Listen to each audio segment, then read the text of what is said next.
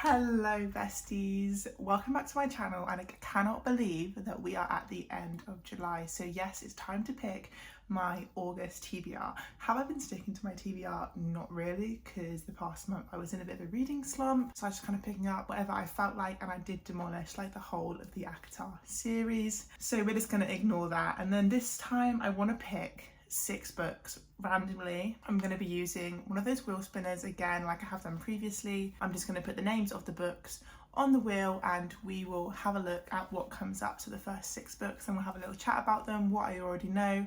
Let's get straight into it. Okay, let's choose our first book of the month.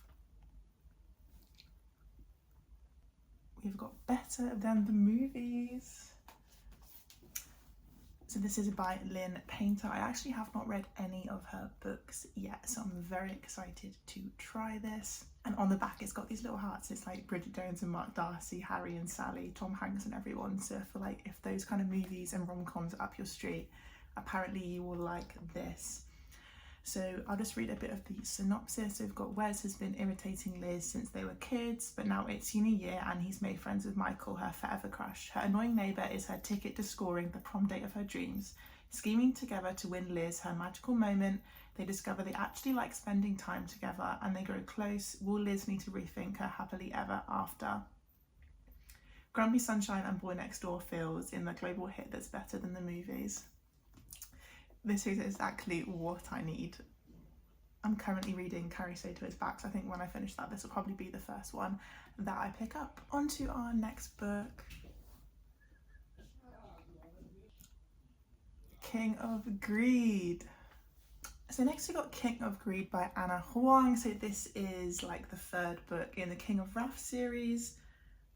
Kings of Sin series, so I think a new one has just come out, the 4th book, which is maybe the final one. So that was King of Sloth, so I'm excited to get through this and then hopefully pick up that one. King of Wrath and King of Pride for me were just easy, like palette cleansers. They weren't too deep and emotional.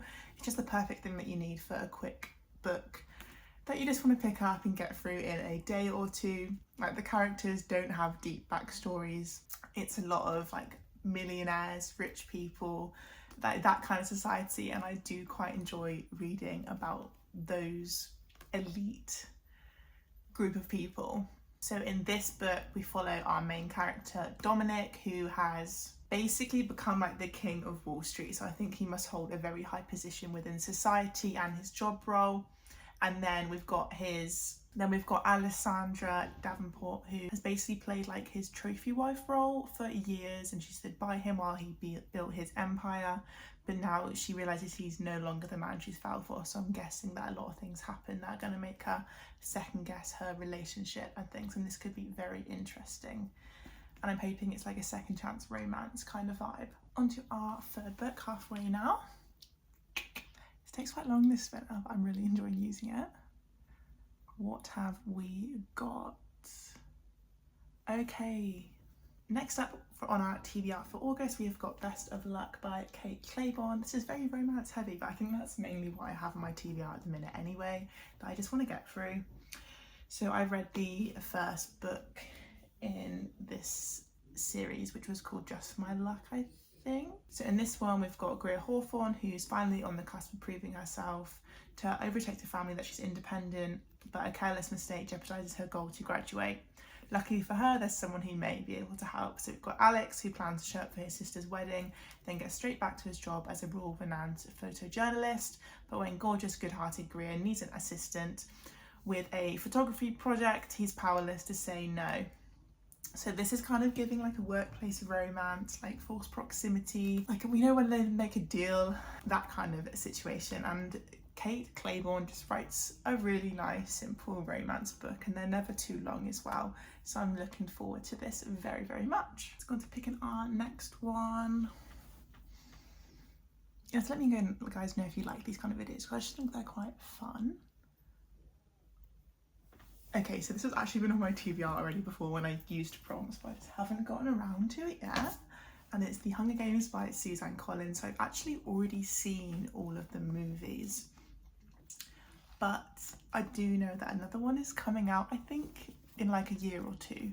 So I think it'd be really good to get through the books, and I want to also see what the differences are between the on-screen movie and the book, like if there's extra details in here, which I'm sure there will be, and if I like characters differently, because in the movies I'm really not a fan of Katniss.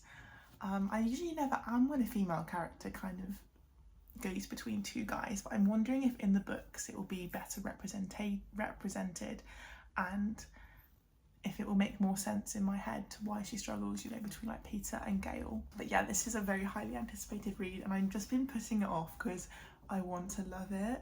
But I also am scared because I have seen the films, like will it ruin the reading process for me knowing that I know a lot of the spoilers and things? So fingers crossed that I do enjoy these books once I get into them. On to our penultimate book, so our 5th out of 6. Okay, so we have Always on My Mind by Beth Moran. So I haven't read a book by Beth yet, and I'm just intrigued because it just seems like a little romance. To be fair, August, summer, easy romances. This is going to be a good month, I hope. So we've got when her life gets complicated, Jessie moves in with her twin Isaac and his 2 best friends, including Elliot, the boy Jessie once loved until his life was changed forever by a terrible accident. Cohabiting with 3 unhoused trained males was not in Jessie's life plan, so when Isaac, Elliot and Arthur offer her a generous rent discount, she'll be able to help them with their Boys to Men project designed to end years of disastrous dating. She reluctantly accepts the challenge. As Jessie embraces the comfort of being home, she realises her housemates aren't the only ones who need to make some changes. And maybe if she can finally forgive herself for Elliot's accident, she can look to start a new future with or without him by her side. Okay, so we've kind of got people helping each other date, and you just know feelings are going to get involved. And Jessie, our main character, obviously has something to do with, or blames herself in a way for her friend Elliot's accident. So I'm thinking maybe he'll be the male main character romance interest. But this sounds really interesting, and also like the cover is so shiny and I really like that. On to our final book for our TBR this month. I have gone for 6 just because I have been in a slump, so I don't want to force myself or put pressure on myself to read like 10. We have got Wretched. Okay, this will be spicy. This is Wretched by Emily McIntyre. So I've read the first 2 books now, which was Hooked and Scarred. I'm not sure if this is in the actual order, but we're going to read it anyway because they're all standalones. They don't really interconnect. So in this one, we've got Evelina Westley has always been the bad guy, as the brains, brawn and botanist behind her family's drug empire. All drugs again.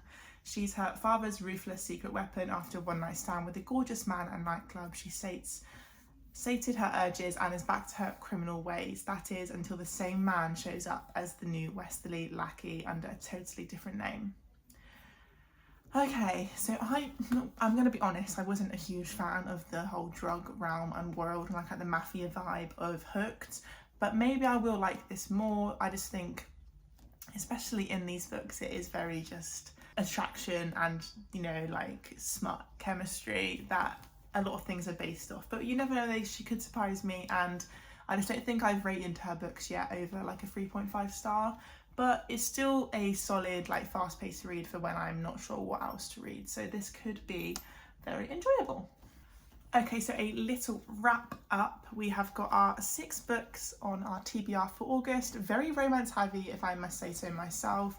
Obviously, apart from the Hunger Games, I'd say the 2 that I'm most looking forward to would be Better Than Movies and Hunger Games. But I'm sure that I hopefully will enjoy all of these. And I'm just praying that it's a better month for me, because I do actually finish my university placement in just over a week, so I know that I'm going to have much more time to read and get some more content out for you guys. So I'm looking forward to that. But fingers crossed we get through this.